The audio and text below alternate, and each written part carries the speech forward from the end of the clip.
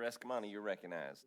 Thank you so much, Chair, and I appreciate the robust conversation from my colleagues as well. This actually is a topic I've studied a lot. And I just want to remind folks, too, that there's typically 3 types of revenue via taxation: income, wealth, and sales. So Florida doesn't tax income, and we have a very low corporate income tax rate. And of course, wealth is property, most often than not, and then sales is the consumption issue that we're talking about.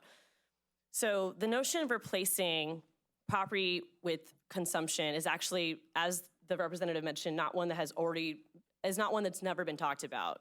When Senator Rubio was speaker, it was talked about.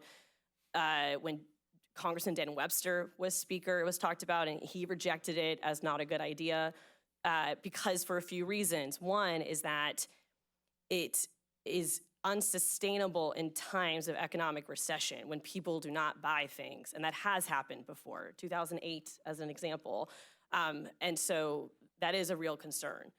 There's also challenges when it comes to just incentivizing local governments to maintain property values. If you get rid of property taxes, what is the incentive local governments to even maintain property experiences? So you're eliminating a potential incentive there. And if you jack up the sales tax, which is what the study would probably conclude, it's gonna change human behavior. You're gonna buy less when you have a larger sales tax. And so that's also going to impact state revenue. I also want to, of course, echo the concern made by Rep. Valdez that sales tax, also called the consumption tax, is very regressive. So what ends up happening is individuals who make less pay more of their annual income to taxation. Because, for example, let's just say a person who makes $30,000 compared to someone who makes $300,000, they both have a 4-person household. When they go buy items for their kids, it hurts a lot more for someone who makes less than for someone who has more money. So the ability for someone to build wealth is also potentially restricted because they're spending more of their income on the items they have to buy out of necessity. I'm not talking about luxury experiences, I'm talking out of necessity. So with that said, I have a lot of concerns with a study that is so narrow. And I think, Representative, if you're willing to actually examine every tax structure, to examine all of Florida's sales tax exemptions, to examine the corporate income tax and combined reporting, which I have preached about the gospel from this place for years, and we haven't done anything on it yet. And if we were to actually, examine what the income impact would be for folks at different income brackets, then I could get behind that. But I think that right now it's way too targeted towards what has been already proven by economists, even conservative economists, as really not being a smart direction to go in our tax policy.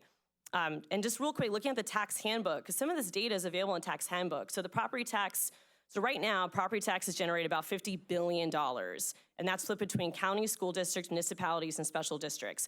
Even if we were to tax all services in Florida, which we don't tax services right now, it would be $40 billion with the current sales tax rate. So even services wouldn't make up the difference of loss in property taxes.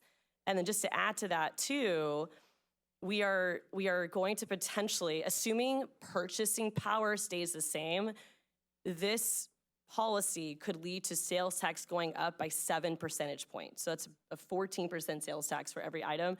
And that is assuming purchasing patterns stay the same, which I highly doubt. I think behavior would shift.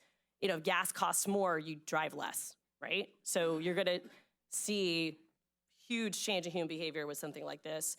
And honestly, at the end of the day, if you don't diversify your income revenues, then we are putting ourselves in a place of economic crisis intentionally. And I just can't get behind a study that is so centered and narrowed on just one policy proposal. So happy to talk more about it. I have been in this committee for 5-6 years now.